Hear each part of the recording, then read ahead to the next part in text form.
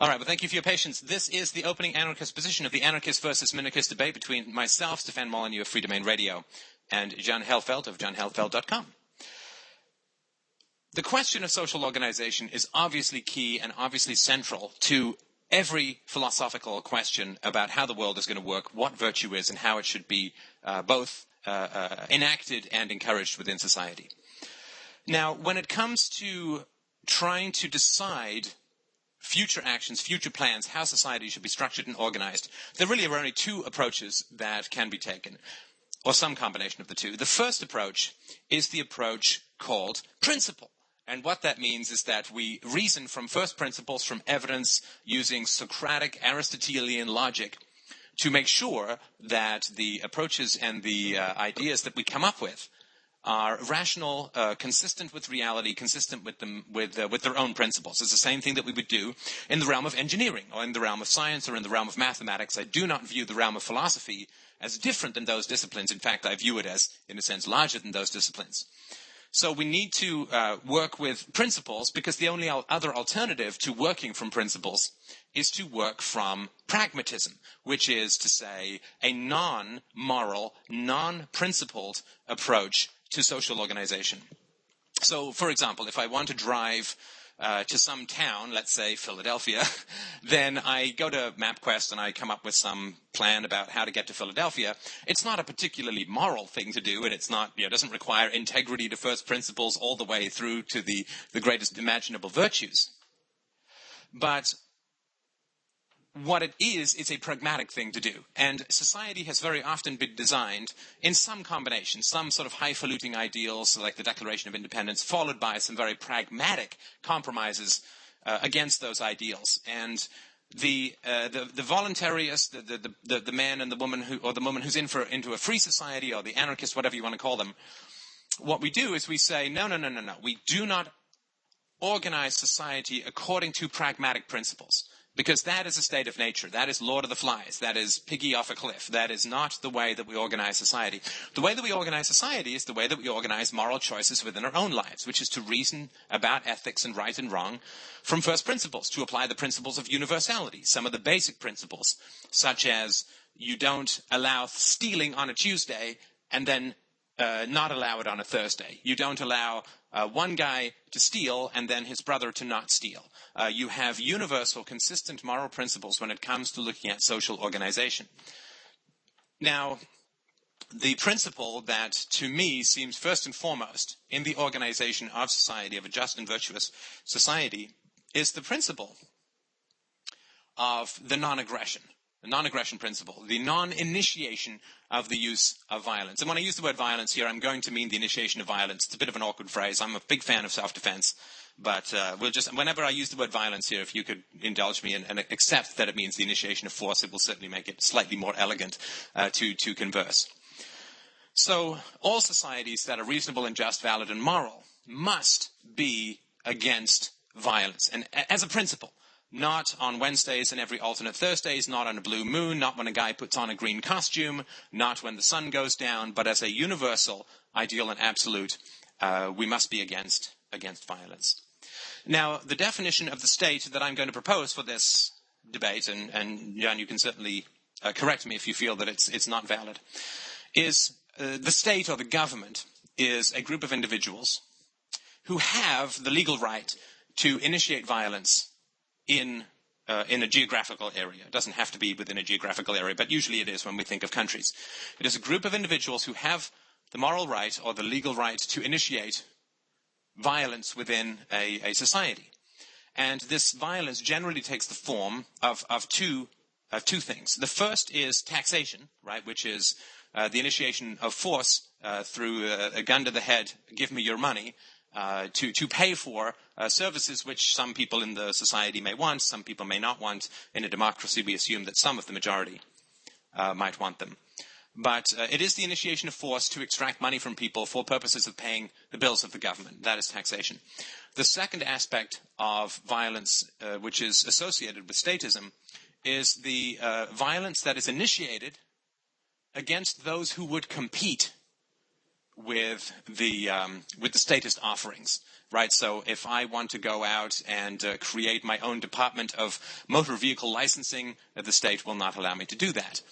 If I want to go and tax someone because I have some great idea about how to improve the world, the government won't let me do it, even if I follow all of the same letters of the law that the government does. It does not like competition. If I want to set up my own police force or my own military, or I want to set up my own court system or a prison system or whatever, the government will initiate force against that peaceable action in order to prevent me from competing with itself. So those are the two aspects of statism that to me seem irrevocably entrenched within the very definition of the state. The initiation of force with regards to taxation, the initiation of force with regards to preventing peaceful competition with state services. And the question has always been in my mind, and I was a minarchist for many years, which doesn't mean that my position is any better or worse. It just means that I think that I understood this. And I always sort of kind of trying to avoid this topic, and voluntary taxation and all those kind of oxymorons. But really, the reality is we're either going to go with principles or we're going to go with pragmatism. Now, if we're going to go with pragmatism, or the greatest good for the greatest number, or some sort of cause and effect pragmatic goal, then we're not going to have any principles. And then it really just becomes who's the most eloquent, who's the most persuasive, who can raise the most money, who can convince the masses of his or her plan the most effectively, who is the greatest demagogue, who is the greatest thunderer from the pulpit. That is how society will be organized. If, on the other hand, we look at principles and we say that the opposition to violence is sacrosanct, fundamental, and must be consistently applied in any formulation of how society is to operate, then we are inevitably led towards a stateless society. Because you can't say violence is bad and then create a group with the right to initiate the use of violence. That is a complete contradiction. So I simply could not sustain that position in the face of that contradiction. And lastly, I've got another minute or so, and I just sort of wanted to end up by saying this, that in my view, statism, one of the main reasons that it's such a fundamental problem as a philosophy, is that it's very much in a way like saying gods do X in physics. Because what it is an irrational, counterfactual answer to the problem of social organization. So how should we deal with crime? How should we deal with roads? How should we deal with national defense? Well, I'm not willing to put a limit on the imagination and capacity for human beings to solve these problems proactively, intelligently, and imaginatively in a free market. In the same way that I'm not willing to limit physicists and say, well, God does this, and therefore we can't go any further. I do not like the answer of statism because I think it does scant respect to the imagination and creativity of human beings. How can roads be organized? National defense, contract resolution, how can crime be dealt with? I'm not willing to say we don't have answers to these other than giving a bunch of guys a bunch of guns. I think that is a non-answer. I think it's a counter-answer. And I think that if we look throughout history, it has been almost universally destructive in the long run to human society. And that is why Time is up. Time's up.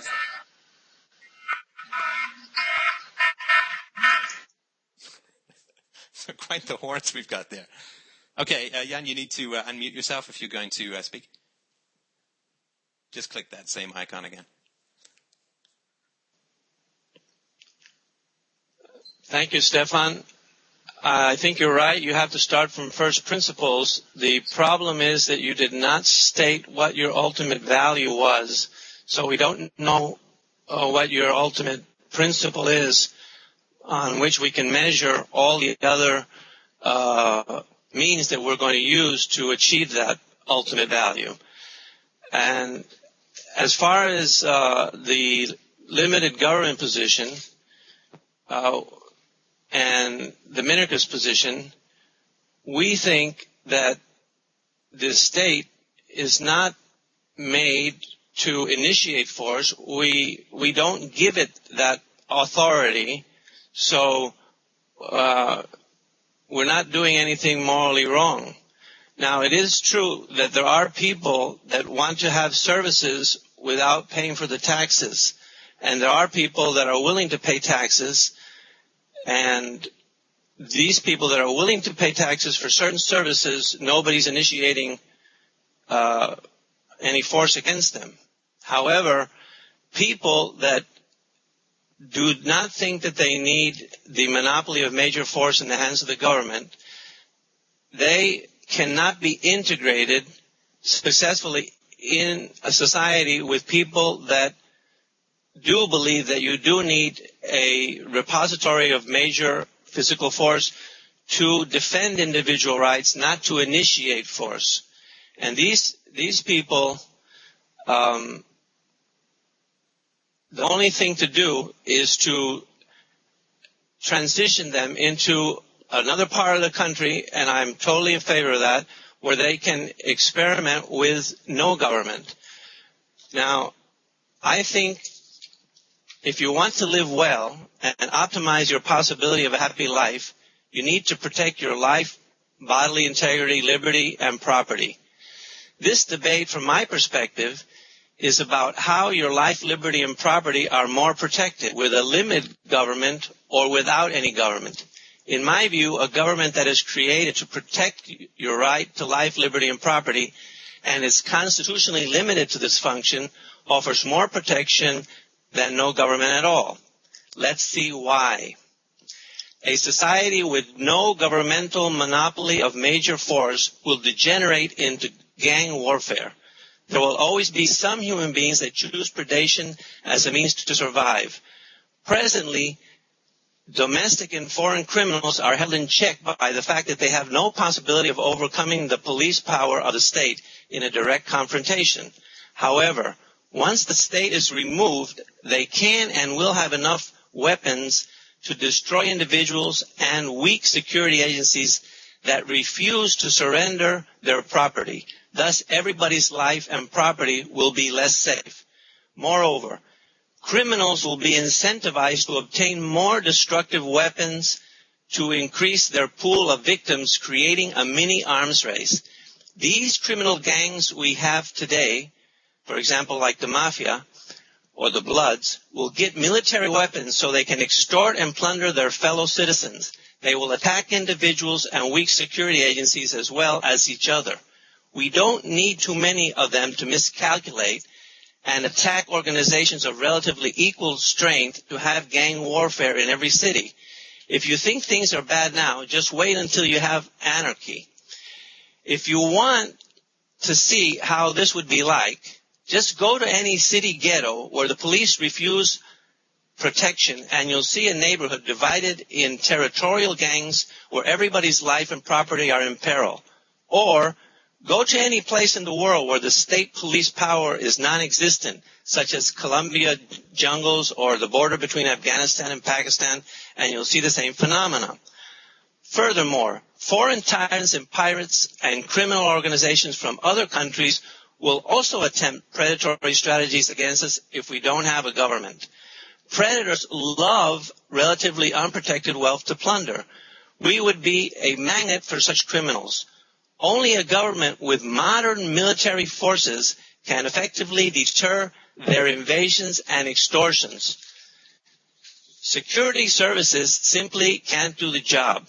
For instance, what do you propose a small town do when they receive an extortion note from some pirate saying, if you don't pay us $1 billion, we will attack you with a guided missile from our battleship? Or, what if the criminals have a nuclear submarine and make a nuclear threat? Obviously, security services can't handle these threats.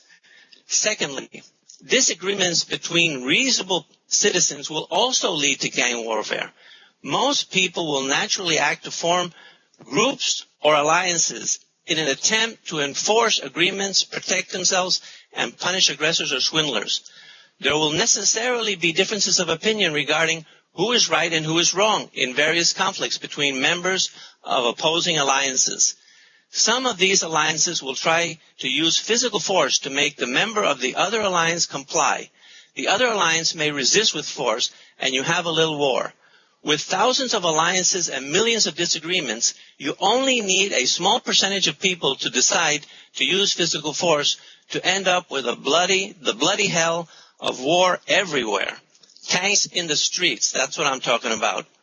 Under anarchism, every kind of disagreement has the potential of becoming a mini-war.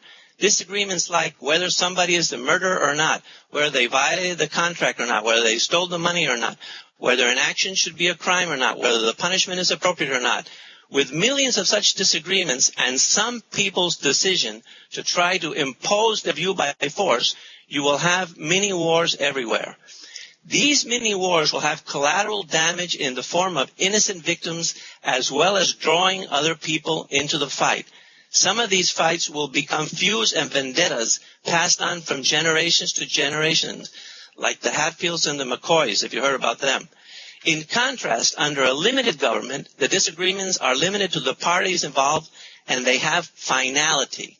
Finally, under an anarchy situation, we would not reap all the benefits of free markets that we now take for granted. Free markets don't work optimally if you can't count on the enforcement of contracts and agreements. This is evidenced by all of history and a visit to any third world country where the legal system does not work. If you cannot trust that the contract will be enforced, you will be very reluctant to invest. In conclusion, if we are to protect our life, liberty, and property, we need a government.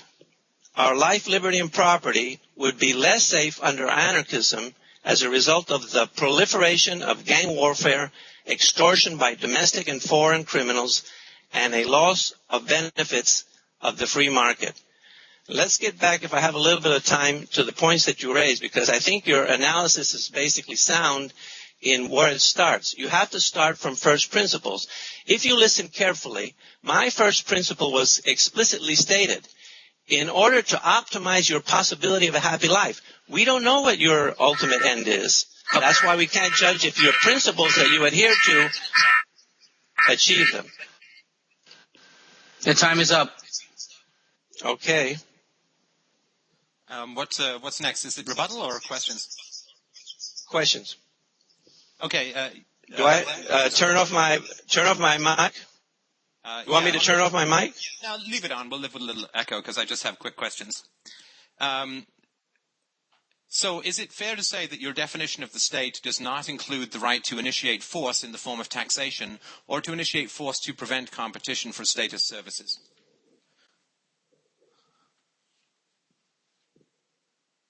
You're muted. You need to click and unmute. I can't hear you. Oh, okay. You want to repeat the question again? Sure. Is it fair to say that your definition of the government is an agency which has the legal and moral right, in fact obligation, to initiate the use of force in the form of taxation and in the prevention of competition for its services? The form of government that I favor, which is limited government, will permit taxation for those limited services that are required to protect the individual rights of the citizens, their life, liberty, and property. If the citizens, which have the right to defend their own lives, decide to delegate in a government an institution that will protect them, and they think that this is the only way where they can have maximum protection, when they delegate this function to the government, they are also authorizing the government.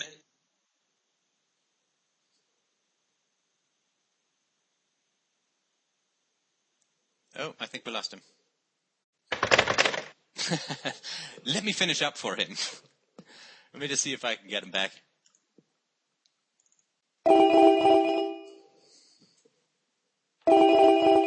He's running on a statist computer, sorry.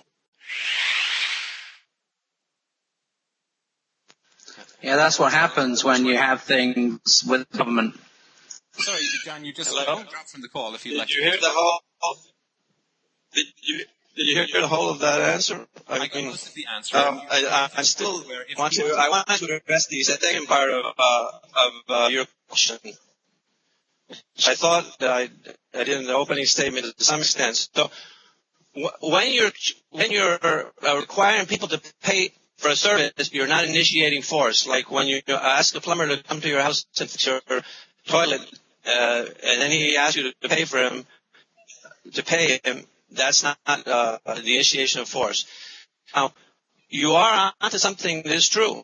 It's true that the people that don't want services from government, in other words, don't want government, don't want any institution with the monopoly of the use of major force to defend individual rights. They think that they can live fine without that. Those people, and I respect them, should be allowed to transition into a territory where they can organize under that principle. But the people that want no government and the people that want some government are unintegratable. It's not possible to integrate both positions, so they're mutually exclusive. It's like you cannot respect the life of the fetus and the right of the mother to decide what she does with her own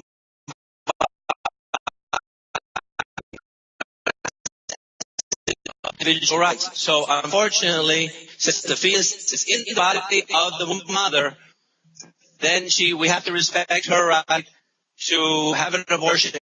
It's lamentable, but if we don't, there's a necessary conflict of rights, and the whole system will collapse.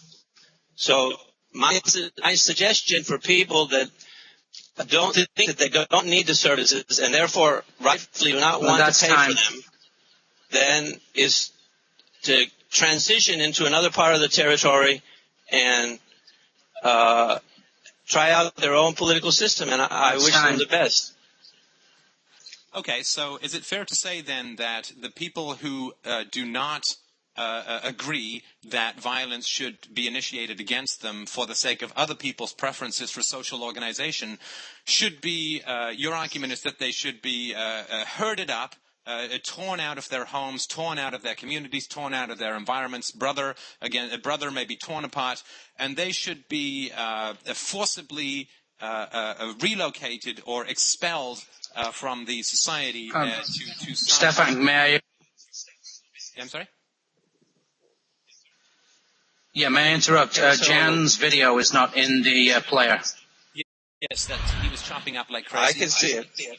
Yeah, he was chopping up a lot, so I just, sorry, I minimized it just so that we get more of his audio than his video. He was just cutting out a lot. Okay, so your argument is that... I got your question, so I'll answer it if you want. Sure. My answer, I would like to give people that believe in no government the same thing that I would like for myself when I debate people of the statist view that want unlimited government. I would like the opportunity to have within the territory of the United States a transition part of the territory designated for those of us that want limited government, so the rest of the people in the United States can continue with unlimited government and statism, and we can try our theory, which is the Founding Fathers' theory of limited government, limited to defending the individual rights of the citizens. I'm totally consistent on this question as far as what I'm offering to people that disagree with me when they're anarchists, and what I would demand for myself, what I would ask for myself.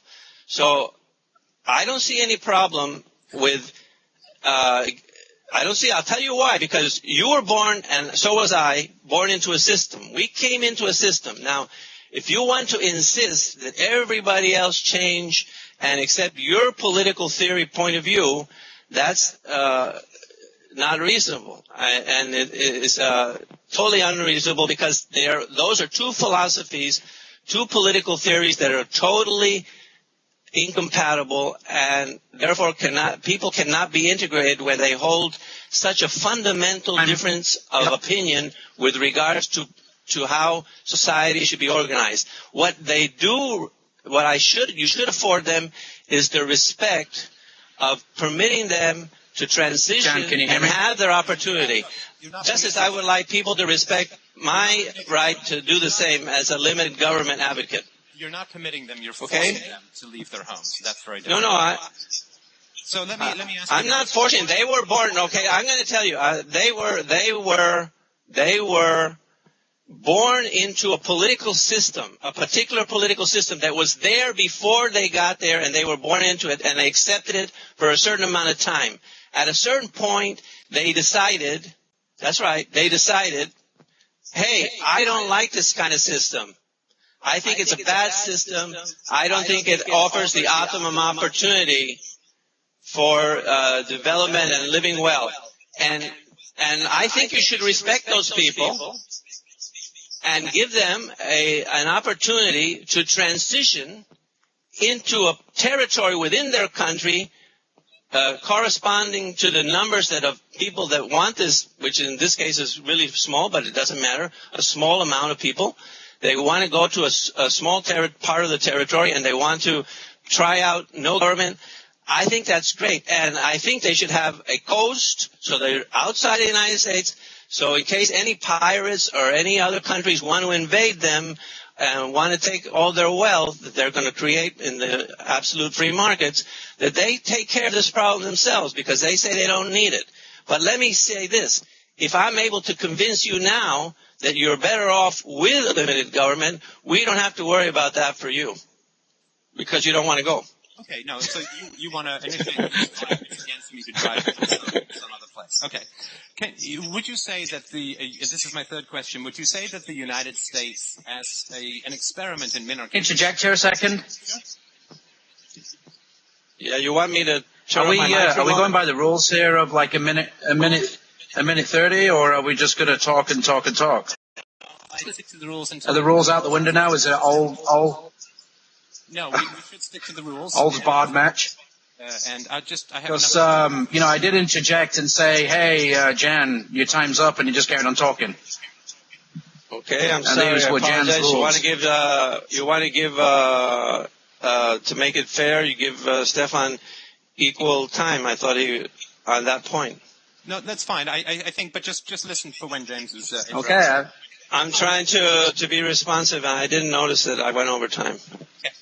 So my third question, John, and thank you. I really appreciate the clarity of your earlier answers. The third question I have is, I think it's fair to say that the U.S. experiment in minarchism has been an abject failure. In fact, it's been the complete opposite of success. It's been a catastrophe in that the experiment to create the smallest and most limited government in human history has actually created the largest and most violent, or with the greatest capacity for violence, and the most powerful government in human history. So given that minarchists had a real shot at minarchism with the U.S. Constitution and the Bill of Rights and so on, can you tell me what you think went wrong with the U.S. experiment that has resulted in such a large and catastrophic state that has the right of nuclear weapons and extraordinary rendition and torture and invades countries left, right, and center? It's been involved in dozens and dozens. Well, wait, is that a question or a statement? A question or a statement? Okay, look. That's okay. You went over a little bit of your questioning time. It's okay. In the beginning of your statement, you said you wanted us to, when you say violence, you want us to hear initiation of force. But the problem is that the word violence doesn't mean initiation of force. It means just force.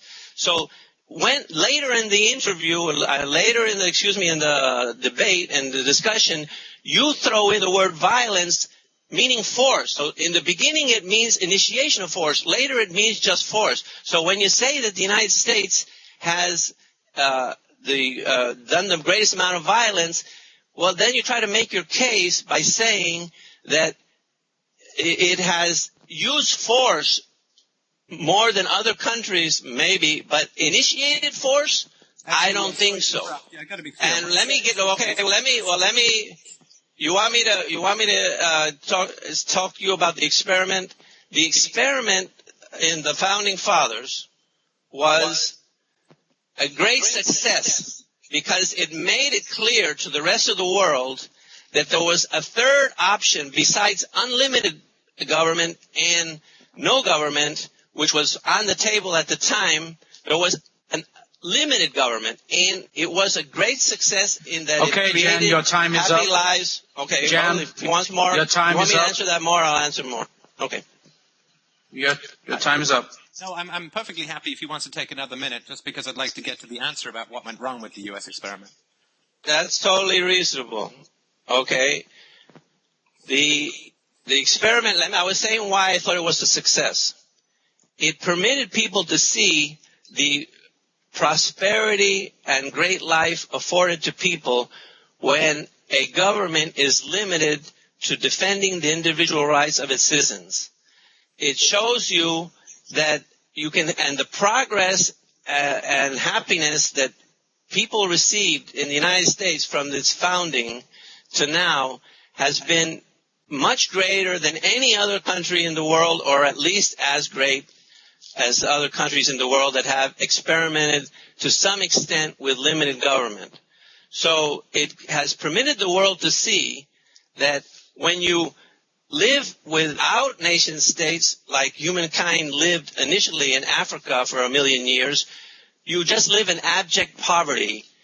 When you have nation states that are status, you can upgrade the standard of living somewhat, like they did with starting with the Egyptians. Okay, that's a minute. And if you limit it to limited government alone, then you can have even higher standards of living and wealth and good relations and lives for the people that live there. So even though we have deviated recently from limited government, and we've had our ups and downs, and in some aspects, in some respects, we're on the unlimited mode right now, still we have some aspects of our political theory are still based on limited government, and we are achieving the benefits from it. So really, it gives you an opportunity to see what happens when you have a limited government as compared to a statist government and as compared to no government at all. So I think it's been a great success in that sense. Well, I would say that tens of millions of Native Americans who died and were killed en masse for the U.S. land, and the 30 million plus victims of U.S. imperialism overseas might not consider the United States such a success, but let's move on to the next question. You said that wasn't a question. Yeah, I'm moving on to the next question. So you've said that anarchism, your concern is that it's going to result in organized crime, and you also said that the Third World was an example of anarchism. So is it your contention, this is a two-part question, I can count it as two questions. Is it your contention, A, that organized crime is somehow not part of a statist society? Because it would seem to me that organized crime gains its profits from those substances and activities such as gambling and drugs and prostitution and smuggling and so on that the state makes illegal. So I don't see how the argument for organized crime is an argument except against statism. And secondly, do you think that in the Third World there are not... Well, let's do one question at a time. Okay. Let's just stay with the first one. Would you not say that okay, so you from that which the state makes illegal? Well, what I said in my statement was that if you don't have a government, organized crime is incentivized to acquire military weapons like tanks, guided missiles, bombers, jets, anything, because as they increase their power to victimize people who are weaker, they increase their coffers and they increase the amount of victims. The pool of victims is greater. As long as you have a government, they're held in check, because no matter how many tanks they get or airplanes or whatever, they're small potatoes compared to the government. And so they have no chance and no incentive to increase in their firepower. But once you get rid of the government, they have a lot of incentive, and you increase. Now, you're right about something. A lot of the organized crime monetary benefits that are being received now are being received based on laws that should not be laws, and therefore creating black markets, and therefore giving them benefits, economic benefits for trafficking in those black markets. But in a limited government, which is the view that I'm explaining, there are no such laws. There are no victimless crimes. There aren't people that you can't smoke marijuana if you want or whatever. Okay, thank you. And would you say, when you said that we would live like in the Third World, in an anarchic society, is it your viewpoint then that in the Third World countries there is little to no government in those places?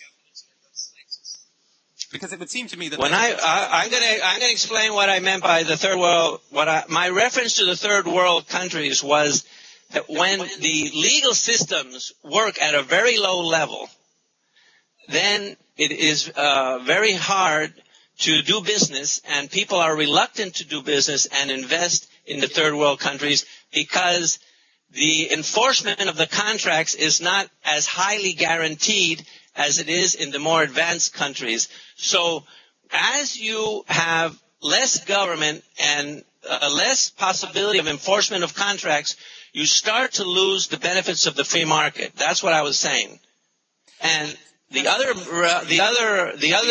reference to the third world, actually, I made a reference to the 1 million years, the first million years of humankind, which were basically lived in Africa and were basically with no states and basically anarchistic, tribalistic. People lived either in families, clans, or tribes, and it was bloody warfare for 1 million years, and there was no development and no advance for 1 million years. It took a state, even a totalitarian state, which is not the best, like Egypt or Mesopotamia, to start with civilization and start to get some minimal benefits, and that later were improved on.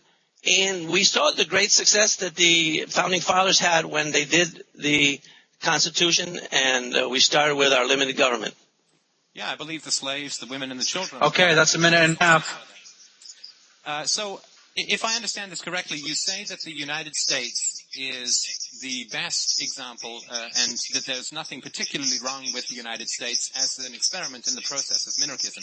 So is it fair to then assume that this is the best we can hope for from the minarchist position is the existing United States government? Absolutely not.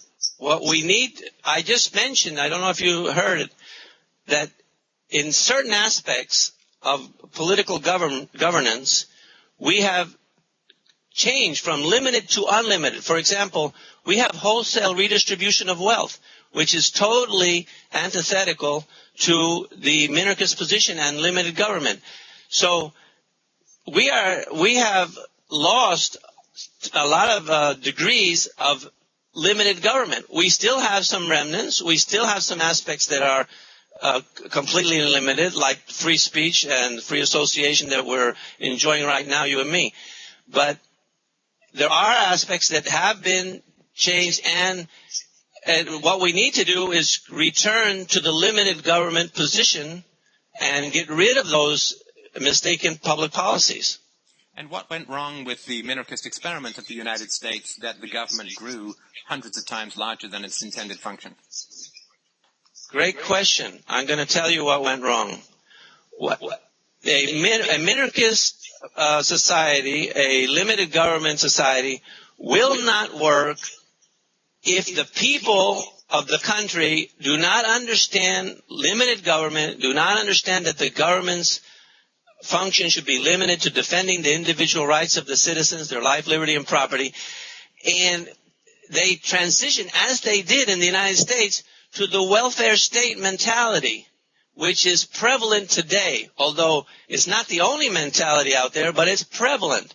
So the way to get back to the limited government is by people obtaining the knowledge that the Founding Fathers had again, reabsorbing it, and applying it in the elections to the politicians that run for office and kicking them out when they vote for redistribution of wealth and other violations of your rights, like the drug laws you were talking about before, or the gambling laws, or other such laws. All right, I think this is my last question. I'm sure you understand that the imbalance of incentives in statism is a great problem. So the farmers who receive $100,000 in some sort of subsidy have a huge incentive to keep that subsidy going, whereas the average citizen may lose $1 or $2 a year, and so has very little incentive to reduce the benefits flowing to other people, right? So how is it that you propose that this imbalance of incentives can occur when you will be asking people, in a sense, to give up hundreds of thousands of dollars of benefits from the government, and you're asking other people who are only paying $1 or $2 to act more consistently and more energetically to oppose those. It seems to me that this is a fundamental problem with minarchism, and I'd just like to sort of understand how you think, or how you expect people to act against their own immediate self-interest in that way. Very good question. I'll tell you, the first thing that people have to realize is that it's not in their self-interest to violate other people's rights. Ultimately, and in the long run, it'll be bad for them. So all these people that are making deals with Obama on the health care, they'll get their due deserts because they're playing with the devil.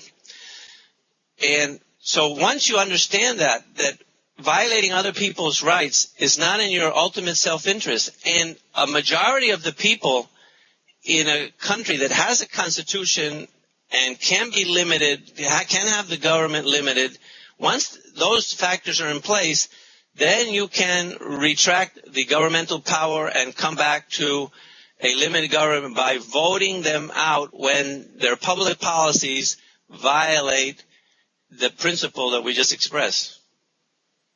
Okay, sorry, just one more little half question. So your plan of driving anarchists to go and live by the sea... A half question. Okay, you give me a half question later also, okay? Go ahead. Take two if you want. Sure, so you say that violating other people's rights is not ultimately in your own best interest. That's correct. But you also believe that to, say, drive anarchists to go and live in some place by the sea out of their homes and communities using force is not violating the rights of anarchists. What I tried to explain is this, that when you're born, the whole context of individual rights that I'm advocating is premised on the correct view of what the proper function of government should be, which is a limited government, limited to defending the individual rights of the citizens. When you are born into that kind of system, the best way to deal respectfully with people that disagree, because there's two groups of anarchists. Let's break them down. There's some that want the services that the government is providing, but they just don't want to pay for them. Those I have no respect for. They just want something for free, and they want to do a free rider.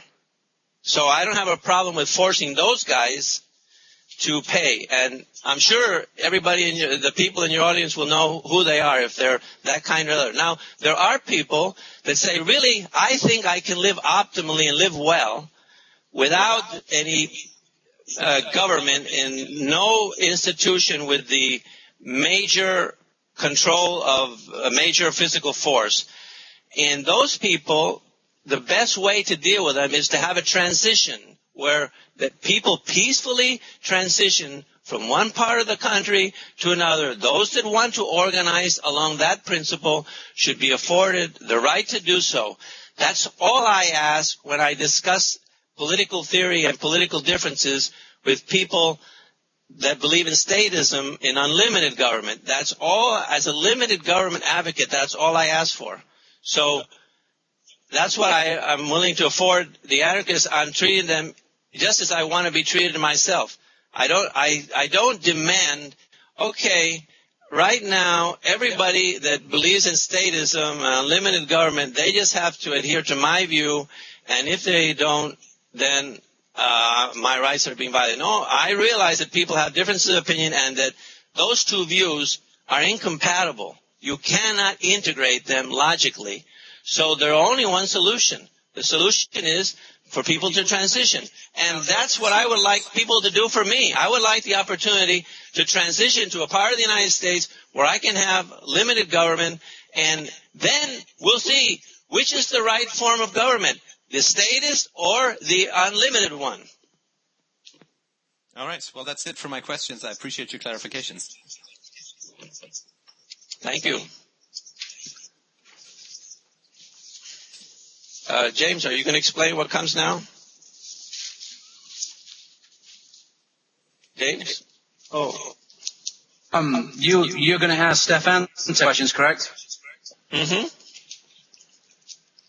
Okay.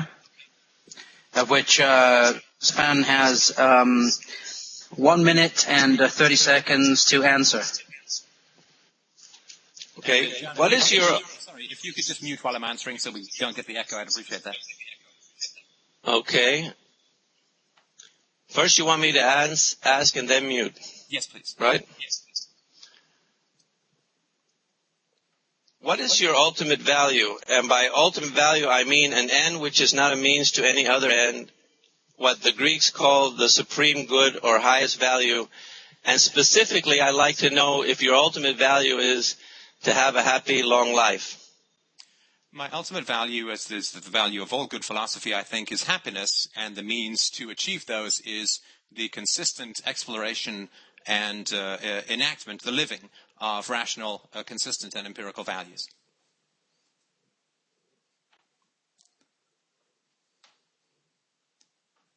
You need to unmute.